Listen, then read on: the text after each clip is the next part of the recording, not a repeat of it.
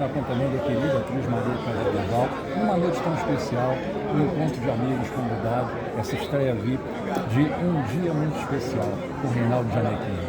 E um clássico do Héctor Escola, Marcelo Mastroianni e Sofia Loren. Queria que você falasse um pouquinho para os seguidores de Cultural como foi interpretar uma personagem que a Sofia Loren está no inconsciente coletivo da humanidade. Claro, uma grande responsabilidade. E também a montagem dos anos 80 aqui no Brasil com o Tarcísio e a Glória. Sim, uhum. Então, assim, a gente brinca que é responsabilidade dupla, tripla. E, ao mesmo tempo, a personagem feita pela Sofia Loren foi feita para o cinema. Então, a gente tinha um grande desafio também, e do Mastroianni, de como contar essa história, trazendo para o palco. Porque no cinema é uma transformação interna de dois seres humanos. E está tudo contado ali no close, no olhar, né? Que eles foram grandes mestres nisso. Como é que a gente traz isso para o palco? Como é que o corpo pode contar essa transformação? Então, é claro, a gente reverencia os mestres que fizeram, né? A Sofia, o Marcelo, o Tarcísio e a Glória.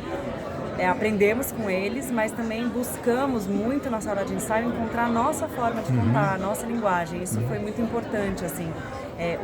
O próprio Alexandre Reineck, nosso diretor, a gente ciente de que é uma história que aborda temas que são difíceis, que são urgentes, E ainda são muito, densos, infelizmente, muito contemporâneo. muito atual, muito contemporâneo, mas como não perder a leveza? Como também permitir que o riso entre nesse espaço, né?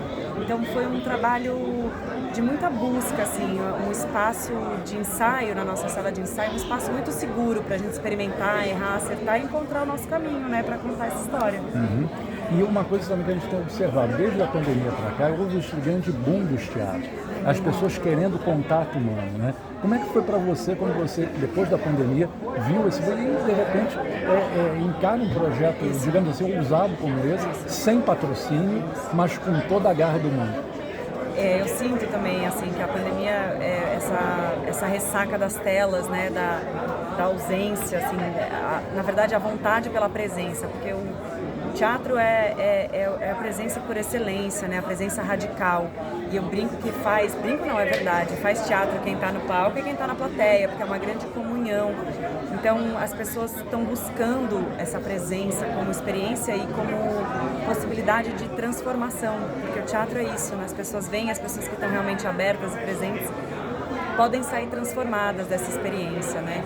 E eu, assim, eu comecei no teatro, né, minha carreira como atriz, e é muito gratificante que hoje as pessoas possam estar vendo esse lado da Maria, que na época que eu fazia teatro não tinha essa visibilidade, meu trabalho não era reconhecido dessa maneira.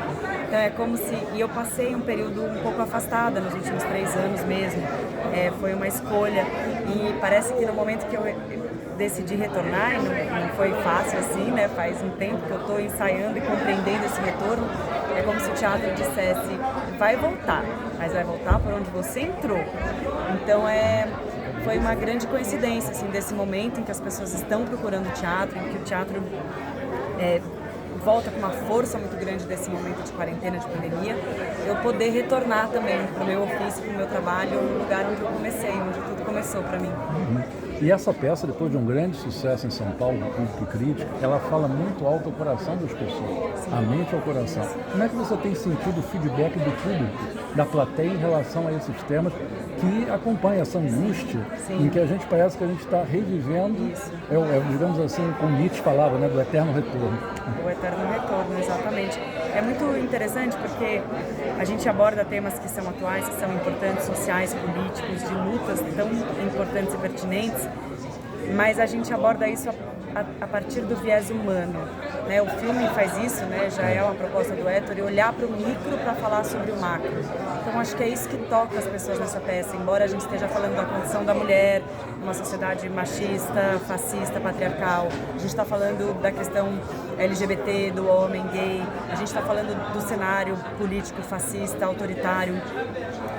Mas a gente faz isso sem levantar, sem fazer nenhum discurso, sem ter que explicar, mas sim através da vivência desses dois seres humanos. E isso vai chegando no coração das pessoas. Às vezes a pessoa nem reconhece exatamente o que está acontecendo no período, ou exatamente, mas vai sendo tocada e vai vendo que aquilo que está acontecendo lá fora é violento para aquelas duas pessoas lá dentro, né? E eu sempre traça essa linha do tempo, né?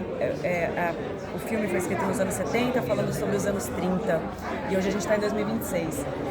Nos anos 70, existia um consenso social e coletivo de que o fascismo foi um período horroroso da história que jamais deveria acontecer.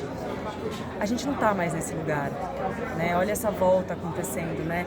Existe uma flexibilização desse conceito por uma série de condições políticas que a gente vive hoje.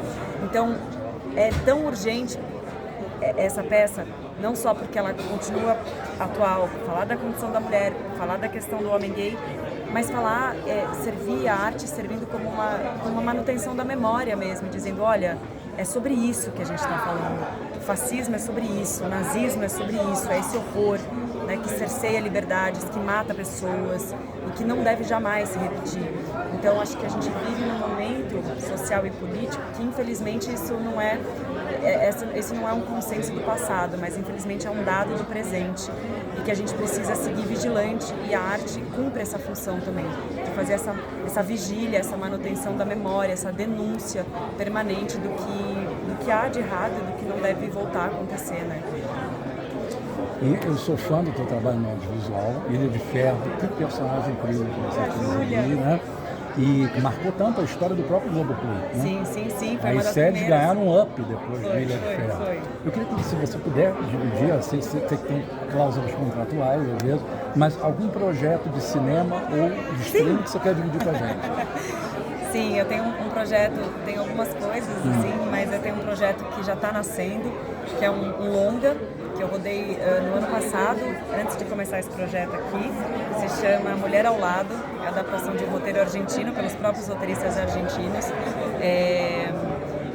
co-dirigido pela Bárbara Paz e dirigido pelo André Faccioli.